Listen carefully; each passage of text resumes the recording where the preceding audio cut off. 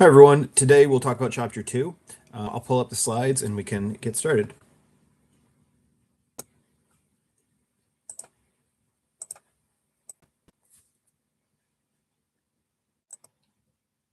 Okay, so in Chapter 2, we'll dive in a little bit deeper on the new product development process that we started on Chapter 1.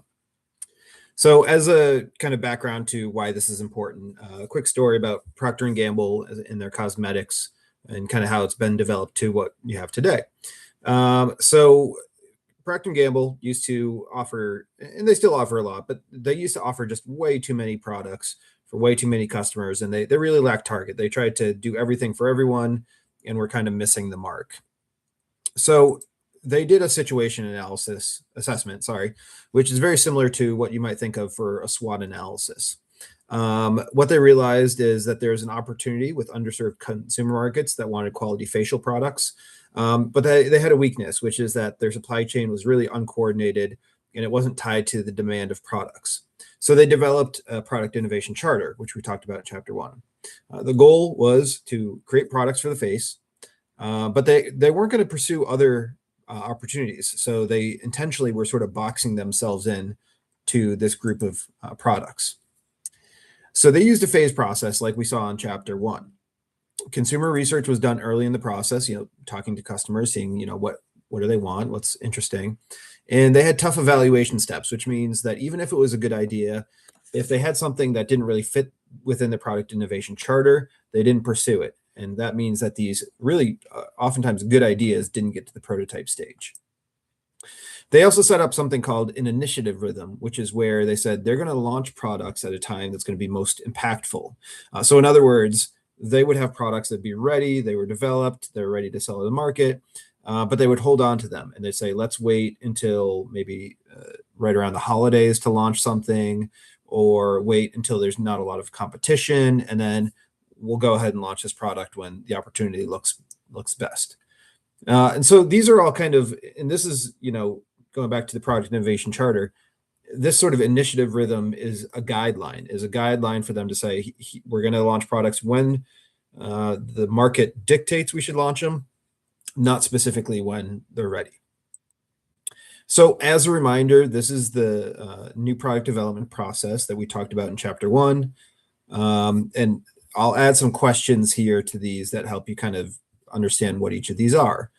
So when you go from opportunity identification, next step is you start thinking, all right, well, where do we look for opportunity? Like, we think we've got some opportunities, but where do we look for ideas? Okay, so then we go to concept generation. From there, we're saying, all right, we have these ideas, but is it worth screening those? Is it worth actually moving forward with them? Then we go to concept and project evaluation, go to something called a full screen. Is it going to be financially doable to actually develop it? Then we get into development. As you're developing a product, say, all right, have we developed the right product? Should we continue? Is the market still there? And again, financially, does it make sense? Finally, we launch a product. And within launch, it's remember, it doesn't just go from 0 to 100. A lot of times you do market testing, introduce the product into a few small markets and see how it works. All right, so where do opportunities come from? We talked about this a little bit with Chapter 1. It could be, and a lot of people say, well, comes from competition, comes from customers. So that's an external mandate. But you could also have something where you have an underutilized resource. I mentioned this with Coke and Pepsi. They have their bottling line. So because they already have that bottling line in place, it's easy for them to go into new bottled beverages. A new resource that can be combined with what a company already does. Or you might have an internal mandate. Maybe management sees a strategic reason to go into a new product category.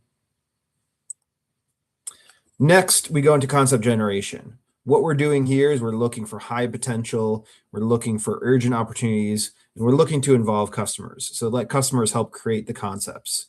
There's different ways to do this, which we'll get into later in the semester. Within this, we also want to collect some product concepts that fit the opportunity, and we can brainstorm new ones. And again, we'll get into different ways of brainstorming later. Stage 3, we're evaluating these different concepts and projects. We want to see, all right, let's get a bit more technical here. Are we actually able to accomplish the thing we want to, or is it just too difficult to make? And we want to start creating some quantitative measures here, which means we're ranking, we're giving scores for different projects. If you remember from the shopping cart video, they had different concepts that they were working on, and they were able to select the best concepts that they could move forward with. Different things you can do within this stage. You want to do a screening, just very kind of unofficial, untechnical. Concept testing. This is where you're asking customers and maybe showing them mock-ups of a product, but they don't actually see the finished product. Full screen. This is very technical. This is quantitative. You'll see this in a few chapters, but you can think about, you really want to have a very detailed scoring system with weights on different variables. And then also evaluating the project itself. So not just the product, whether or not that's a good idea, but the entire project. How exactly are you going to market this? How much is that going to cost? What's the supply chain going to look like? So all these first few stages here, phase 1 through 3, this is what's called the fuzzy front end. And we just say that because the product concept is still sort of fuzzy. Phase 4, we get into development. We're actually starting to develop the product. We have these technical tasks. We're defining prototypes, and those can come in different versions, right? We can have very completed prototypes. We can have very rough prototypes. And we also want to start thinking about, all right, once we have these, how would we market them? How would we get them out to customers? Do customers want to see the prototypes? We're also thinking about a business plan and a marketing plan, and then also product augmentation. Simple things like, what is the packaging of the product going to look like? What sort of brand? Do we want sort of a flashy brand, or do we want sort of a, no nonsense brand? Who's going to be our customers? Younger customers, older customers, college educated, not college educated, or maybe something more complex than just sort of demographics like that. Finally, phase 5, we're launching the product. We're commercializing it. We're getting it out to customers. But as I mentioned, we're usually not going to all customers all at once. You're being strategic. You're picking areas where you can get more information. Maybe you pick 3 or 4 different cities to get into. You test the product at those cities. And you see what's working and what's not, and then make adjustments based on that. There's other concepts that go along with the new product development process, but they're a little bit different. Like, for example, if you're not making a product, but you're making a new service, how's that different? So we'll cover those in this chapter as well. So when you have new services, the difficult thing is people can't hold a service. They can't test it out the way they could a new smartphone, right? So how do people know what that service offers? It's really important to try to establish reputation and try to establish customer loyalty. If you can, you want to try to customize the experience, although, of course, the more you customize it, the more expensive that is. So, some idea of customization without maybe every single thing being different. But yeah, services are harder to differentiate. So it's really important to get loyal customers in this case, and have, those customers be able to spread word of mouth. Think about a plumber. If you needed a plumber, where would you start? Who would you know who's good, who's not good? Talk to family members. You look at online customer reviews. Nonetheless, that information is all sort of imperfect, right? So services are tougher because they're not physical things that you can test out. So what companies will do is they'll kind of pick a few things that they think, all right, these are the things we can sort of become known for. JetBlue, and again, this is not to say, by the way, that everyone's going to accept this branding, but that's the goal. So JetBlue focus on friendliness, customized experiences. They stress safety. FedEx, mainly, on the other hand, they look at customers as co-creators. They want more digital services. So this is why you got Kinko's, photocopying, things like that. So it's very sort of hands-on, and customers can do a lot of different things with FedEx.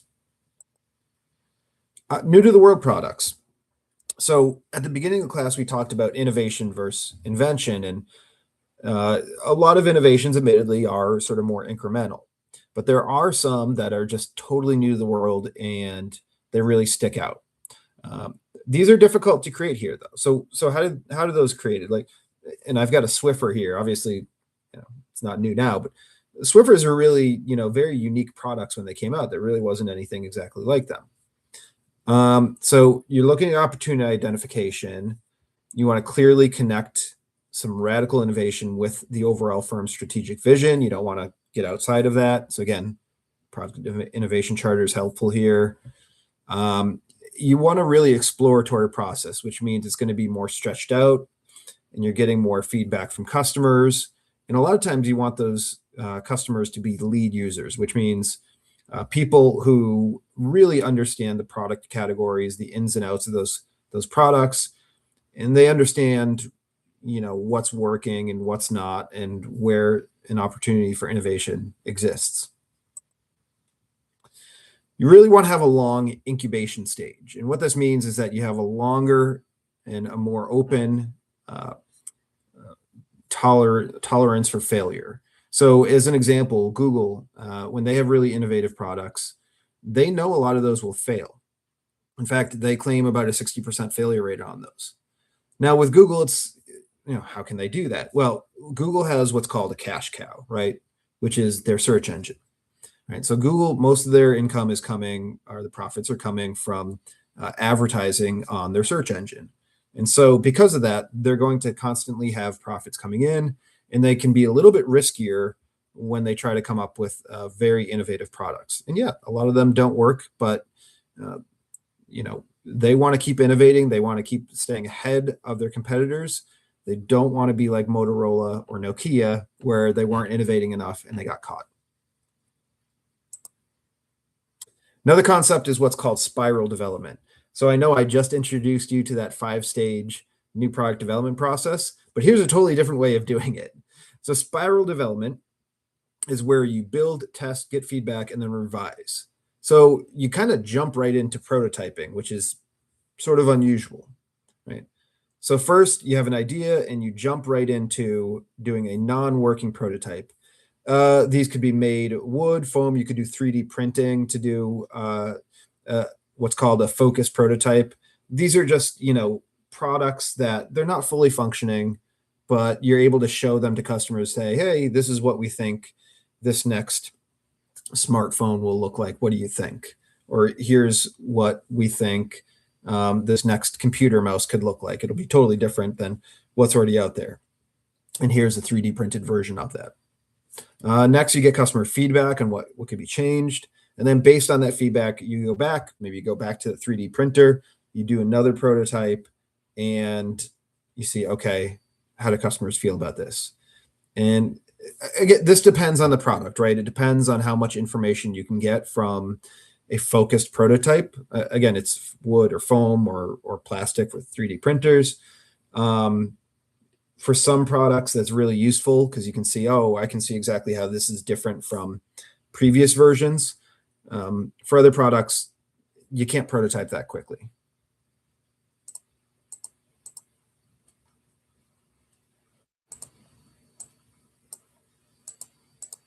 There we go. Another idea is what's called a serial innovator. So I've mentioned Google here, and a lot of innovations do come from larger companies.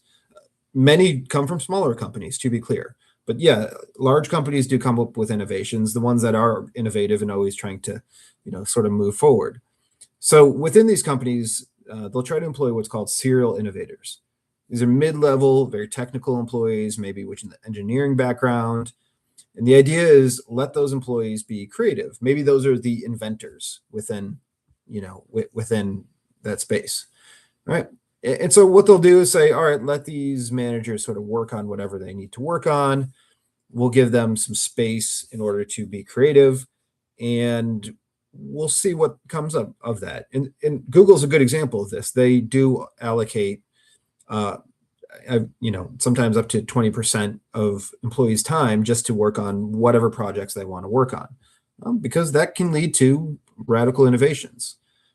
You can't do that with everyone, right? Can't do that with every employee, but for really sort of forward-thinking employees. Say, all right, we'll give you the time and the space and the financing to be creative. Okay, so I'm going to correct this. Case one is not due tonight.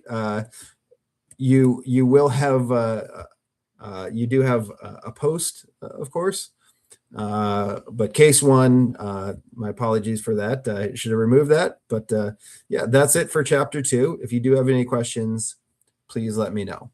Thank you.